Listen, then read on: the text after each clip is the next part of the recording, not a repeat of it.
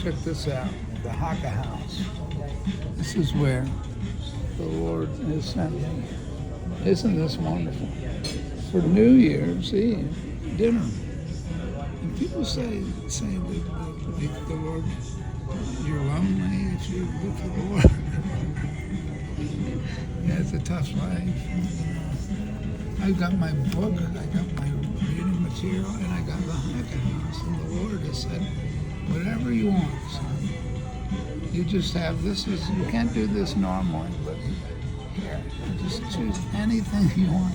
I go, I can't really eat that much because of my stomach, but he did give me these. Here, this is what gastro relief. It's recommended by the naturopath here in the little town, the little 15-minute city where I'm located. It's Paradise Regained, Milton, Paradise Regained, John Milton. You ever read that? Kids, boys and girls? It's a Christian writing, John Milton, writing about the end of the world. More or less, the book of the Apocalypse, and Satan, the fallen angel. So look at this. Oh, that's a lunch special. And this. I'm going to zoom in just to show how nice it's the decoration. I have a place to myself. There's somebody's just come in. He doesn't want to take out because young women back there who live convenient. And you know what I love about the Lord? He does this to him. There it is. The Night Cafe. See how he escaped from Vincent. There's another bad reproduction. It's not a great painting. Look, it's not a great painting. I mean, this acid yellow, orange against the blue, that's complementary colors. So that it lights up, you know, the bright orange. Other artists were more, you know, a little more subtle about how they see nature. So then you end, of course, with this. Then you just put some material, so it's all beautiful. See? You just put some photograph, and the Van Gogh is a photograph, of course. Who needs a real painting? Well, that's the only way to convey the spirit is in the material itself. You can't see the actual material, or if you're seeing the material, and you've got this writer named Walker Percy, he's a Catholic writer actually, he's a Christian existentialist, Walker Percy. He wrote a whole book about it. About how we can no longer, because it's true, and this is written back in the late 60s, early 70s. It's because all you're seeing if you go to see the Mona Lisa is a confirmation of the image you already have in your head. You're not seeing anything but the image you have in your head. Plus you're seeing it now. You're seeing it behind glass with reflections or people's heads in the way or whatever. You already have the image in your head. There's no way. I've had the pleasure and privilege of seeing the actual paintings themselves before they became tourist destinations and tourist attractions. Back before the King Tut show, nobody cared about the paintings in the National Gallery. There was never anybody in there, when it was open till 9. Now you can't even go there late. It closes because Congress closed it. Well, who are they? They're the New World Order. This is all a theft.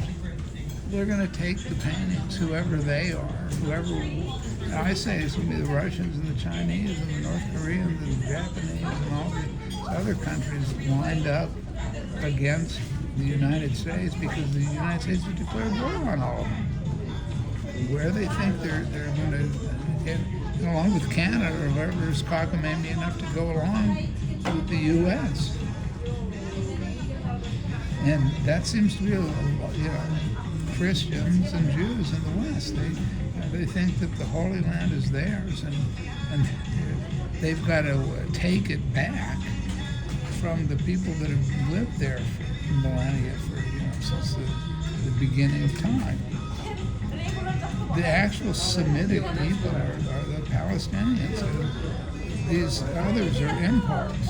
These people call themselves Jews, that's not what Jesus Christ defines them as in the book of Revelation.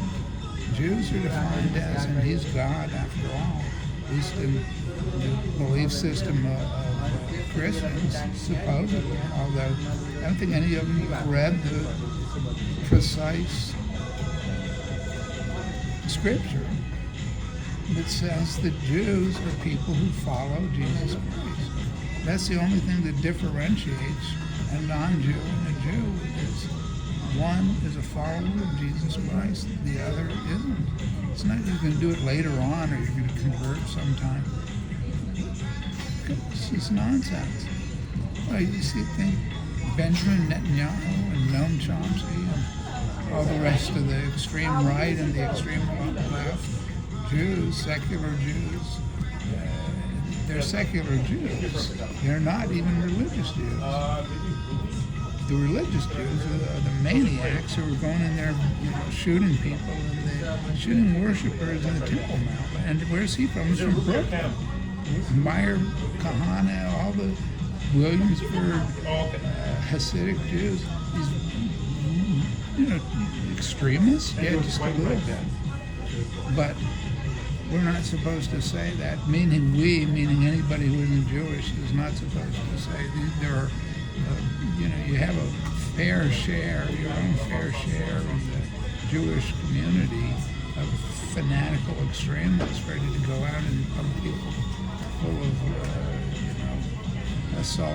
assault weapons, just like everybody else is doing. And they're all not, that's not in line with Scripture, period. That's a simple statement of fact. All right. Time to eat, and I've been commissioned and urged by the Lord to make this, to become, I used to be an artist. I used to be, draw things, paint things, but people aren't interested in that. They're interested in aesthetics. So here's some aesthetic material for everybody. This is the solar system. See the fires, the little fires, the little lights, little points of light. Well, it's not George Bush. Jesus Christ. George Bush and his 1,000 points of light, and remember this nonsense. It's always coming from the Illuminati up there. Oh, George Bush is the CIA, but it's only Putin who's the problem that he's with Russian Secret Service. If it was presidents who were with the United States intelligence, that they're for you. They really care about you. But Putin doesn't, or Slovak doesn't. It's just a power structure. It's just a power structure. It's not a sacred structure. The sacred structure is what I'm recommending, because that's real, and that's permanent, and that's eternal. And let's zoom in on it. Look, we're going into it's like Jackson Pollock. Or Mark Rothko. You fade it out, you get to but they're all combined together. So, what's the guy Ross Blackner? He's appropriately named Ross Blackner. It's just all suspended and in caustic, and you have deep space and some bright light. Make it darker and for contrast. Let's go down here.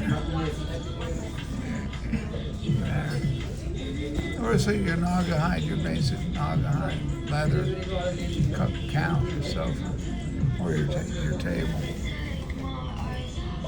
You're floating through the black cosmos of Ad Reinhardt now, and Mark Rothko and Robert Rauschenberg. They've all had their black paintings. They really took it to the limits. All right. Happy New Year.